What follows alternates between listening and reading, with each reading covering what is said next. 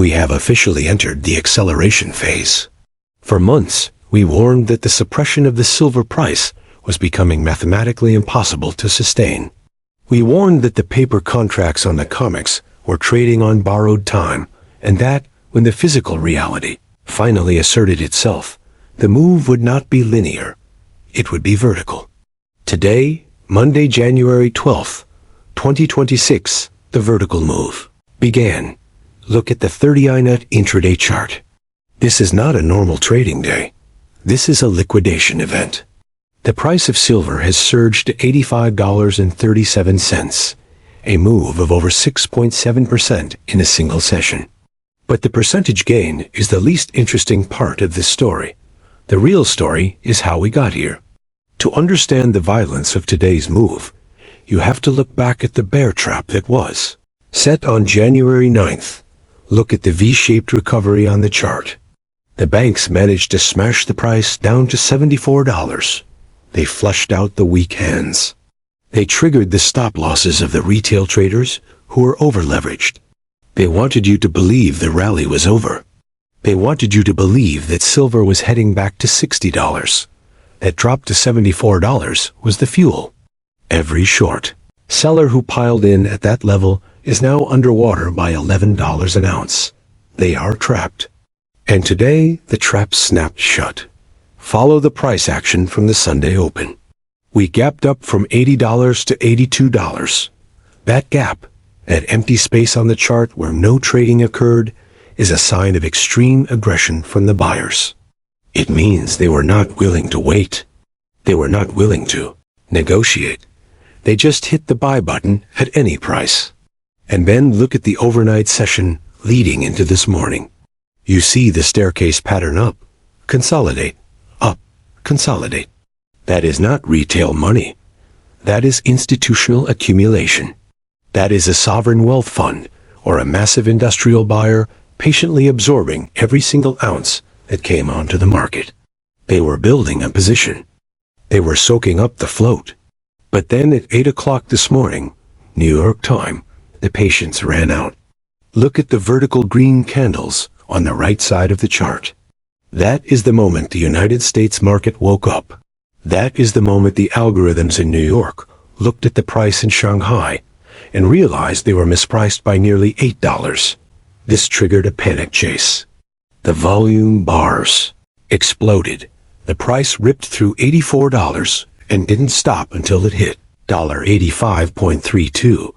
Notice the lack of a wick on that final candle. In technical analysis, when a candle closes at its absolute high, it means there was zero selling pressure. It means the buyers were willing to pay the highest price on the board just to get in. It is a sign of total desperation. This is what a commercial short squeeze looks like in real time. The banks that were short at $74 are now facing margin calls in the billions. The clearinghouse computers are taking over. They are closing the losing positions at market price. They do not care if the price is 85 or 95. Their only instruction is to close the trade. However, we must remain level-headed. We must anticipate the counterattack. Whenever market moves this fast, volatility expands. We are now in a trading environment where a $2 or $3 swing is just noise. The banks will try to engineer a flush. They will try to drop the price back to $82 to retest the breakout level. If you see silver drop $3 tomorrow, do not panic. Do not sell your position. A pullback to $82 would simply be a backtest. It would be the market checking to see if the previous resistance has turned into support. It is healthy. It allows the moving averages to catch up to the price. But here is the danger of waiting for a dip. In a true supply crisis, which is what we are witnessing, sometimes the dip never comes. Sometimes the market goes limit up. This means the exchange halts trading because the price is moving too fast for the clearinghouse to calculate the margin. If the market locks limit up, you cannot buy. You're frozen out. The train leaves the station, and you are left on the platform holding depreciating fiat currency. This $85 level is critical because it represents the point of no return for the commercial shorts. Above $85, the losses on their books become existential. They move from trading losses to solvency issues. This is why the battle at this level is so violent. They are fighting for their lives, but the chart tells us they are losing. The trend is exponential. The dips are being bought faster and faster. The paper game of price suppression relies on the ability to flood the market with contracts. But today, the market absorbed those contracts and kept rising. The paper is burning. The physics of the market are taking over. So the technical verdict on January 12th is clear. The breakout is real. The $80 ceiling has been shattered. The $74 bear trap has been sprung. And the $85 level is now the new battleground. But charts only tell you what happened. To understand why it is happening and where the price is going next, we have to look across the ocean. We have to look at the magnet that is pulling the price higher. The chart says $85, but the real price, the price that matters, is sitting nearly $8 higher. In the next section of this deep dive, we are going to analyze the Shanghai shock. We are going to look at the closing price from China today and why that specific number guarantees that the U.S. price has to move higher.